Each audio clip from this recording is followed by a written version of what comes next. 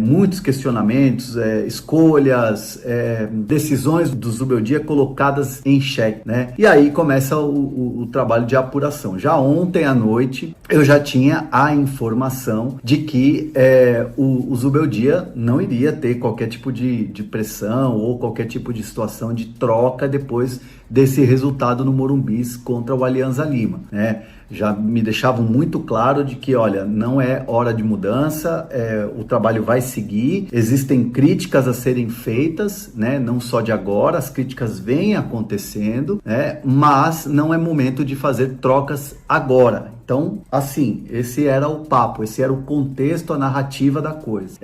E, obviamente, o São Paulo vinha fazendo, né, e vem fazendo análises do trabalho do Zubeldia, e as últimas análises, vamos pegar lá o jogo do Allianz Parque, lá na eliminação do Paulista, o São Paulo avaliou bem, né? Houve uma avaliação positiva. O São Paulo foi eliminado por causa de um erro de arbitragem.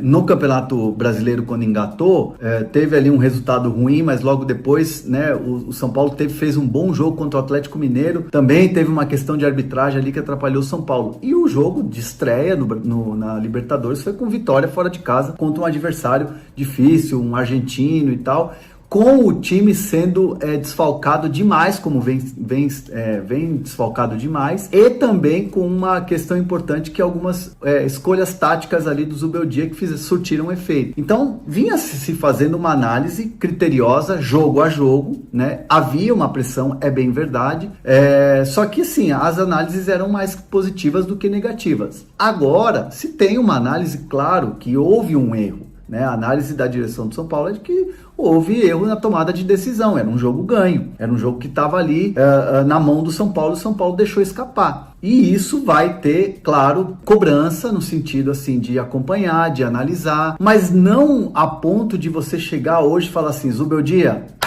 bora, tchau, Dorival, vem pra cá. Aí entra a segunda parte da apuração que eu quero trazer para vocês. E, obviamente, respeitando muito sempre aqui as apurações dos colegas e tal, mas assim, a resposta que eu tive sobre Dorival já estar engatilhado, Dorival já ter um acordo ou pré-acordo, a resposta foi muito assim, não precisa fazer um exercício muito grande de reflexão para ver que o Dorival é um cara que tem uma memória recente muito grande com o torcedor de São Paulo, com o próprio clube, de ganhar uma Copa do Brasil. Dorival sempre esteve presente no São Paulo, né? Não só quando tinha visitas da comissão técnica, conversas do presidente quando foi chefe de delegação com a seleção brasileira, então sempre teve uma proximidade do clube com o Dorival, mesmo com a saída dele, né? Pela relação que foi construída. Naturalmente, quando se tem uma pressão em cima do técnico e você tem um Dorival que está livre no mercado, você coloca o Dorival como uma sombra. Isso a gente vem falando já, não é de agora. Dorival seria uma sombra natural para o Zubeldia se saísse da seleção brasileira como saiu. Só que o que me garantem é que não tem assim um pré-acordo, né? E até me falaram, pô, você acha que o Dorival, que é um cara, né, que saiu da maneira que saiu da CBF, chateado, né, queria ser o técnico da seleção brasileira numa Copa do Mundo, iria fazer um pré-acordo com um técnico empregado? Foi a resposta que me deram, foi o argumento que usaram. São Paulo também não iria procurar, tendo ali um técnico ali já ainda sob contrato e muito desse discurso de que o São Paulo gostaria de que o Zubeldia desse a volta por cima, de críticas e tal, não faria sentido. Bom, estou trazendo aqui informações das fontes que eu colhi e apurei hoje cedo e desde ontem à noite. Então, esse é o cenário. Há uma insatisfação com esses vacilos, né? Não pode, ainda mais vacilo em Libertadores. Mas bora falar agora de algumas informações. O Arboleda, ele saiu reclamando de dores na coxa, né? Ali no intervalo da partida ele já tinha sentido ali na reta final da primeira etapa, ainda foi para o sacrifício para segurar ali até o intervalo do jogo. E aí no intervalo acabou entrando o Juan Tressoldi na vaga do Arboleda. O Juan Tressoldi entrou ali para fazer a mesma função, né? Como um líbero ali, o zagueiro no meio e ali aberto de um lado o Ferrarese e do outro o Alan Franco.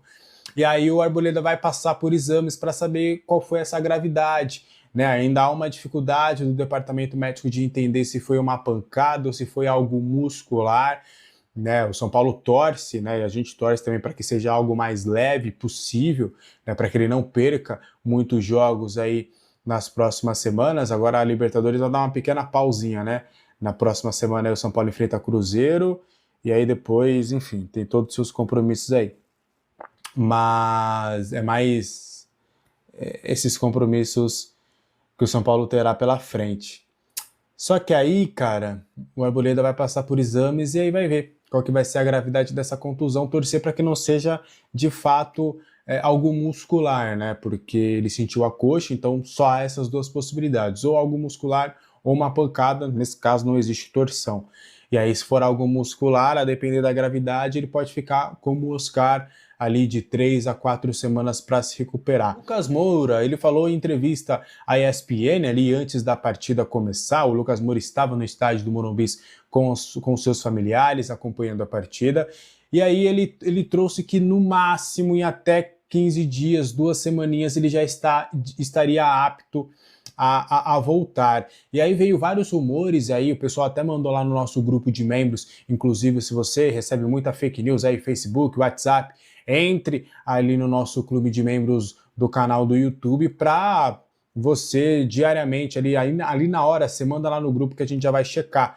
Aí tinham mandado que existia a possibilidade de Lucas fazer cirurgia e tudo, o que nem faz sentido, porque é um trauma, não foi torção ou não foi algo muscular. E cirurgia normalmente é torção, então não fazia sentido, porque é dor, não é torção. E aí o Lucas corroborou um pouco a informação que a gente já tinha confirmado aqui, de que ele ainda demandaria esse tempo, ele ainda não começou a treinar no campo. Até na informação que eu tinha antes, ele começaria a treinar até o final de semana no campo, para depois, na próxima semana, se recondicionar e aí sim ter rodagem, mas aí demoraria um pouco mais nesse sentido. Ele deve continuar na academia pelo menos até o final de semana e já na próxima ele já pode começar a fazer uma transição de campo. Então o Lucas ainda vai demandar pelo menos aí mais 15 dias para ele estar de fato à disposição e 100% aí para o São Paulo. Então, a tendência, né, se a gente for pegar essa projeção ali de 15 dias, ele deve perder o jogo contra o Cruzeiro no fim de semana, contra o Botafogo na próxima quarta-feira, contra o Santos sem ser nesse no outro fim de semana, e aí fica a dúvida, se ele já voltaria contra o Libertad lá fora de casa, o São Paulo que vai precisar dos 3 pontos nessa partida para não deixar o Libertad se desgarrar, ou se ele volta na partida também fora de casa contra o Ceará, e depois posteriormente tem o primeiro jogo contra o Náutico. E aí resta ver, vai ter esse manuseio, né? Vai ter essa conversa entre o Zubeldia e o atleta para ver qual que é o melhor período para ele voltar de fato, se vai já para o sacrifício numa Copa Libertadores contra o Libertad, se ele já vai ter condição, se espera para jogar contra o Ceará no Brasileiro,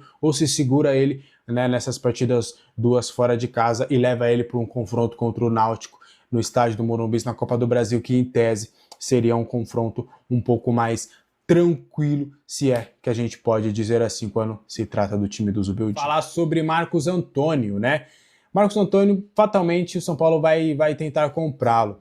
Tanto o Marcos Antônio quanto o Juan Tressoldi, vocês vão lembrar um pouquinho, o pessoal que é mais antigo aqui no nosso canal, a gente já tinha falado anteriormente que o São Paulo já acreditava que tanto Marcos Antônio e Juan não bateriam a meta, que era algo muito difícil, que eles teriam que jogar todos os jogos para bater a meta de 50% dos jogos pelo mínimo de 45 minutos para serem comprados de forma definitiva. O Marcos Antônio custaria algo em torno de 25 milhões nessa obrigação de compra. Qual que é a estratégia do São Paulo? O que o São Paulo vai tentar em um primeiro momento, corroborando com o que a gente já tinha falado anteriormente, a gente só complementa agora.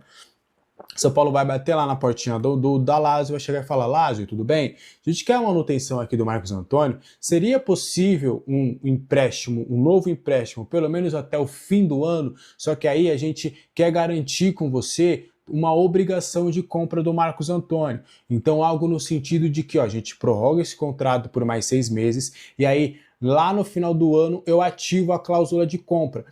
Ou o São Paulo ativa agora a cláusula de compra, só que a Lazio aceite receber somente em 2026, e também outra variável é do São Paulo tentar uma redução desse valor também. Então são algumas nuances que o São Paulo vai tentar colocar na mesa com a Lazio para tentar a compra do Marcos Antônio. Por quê? O São Paulo quer a manutenção do atleta? Quer a permanência? com certeza. Agora ainda mais que ele vai ser importante, está sendo titular e vai continuar sendo importante porque não tem muitas opções mais na função de volante. Só que aí o São Paulo quer primeiro uma redução e depois fazer um manejo com o Alácio para jogar o pagamento, as primeiras parcelas do pagamento lá para 2026, porque já está estipulado em contrato com o Alácio, o São Paulo ativa a cláusula, o São Paulo teria que pagar 3 parcelas igualitárias e anuais.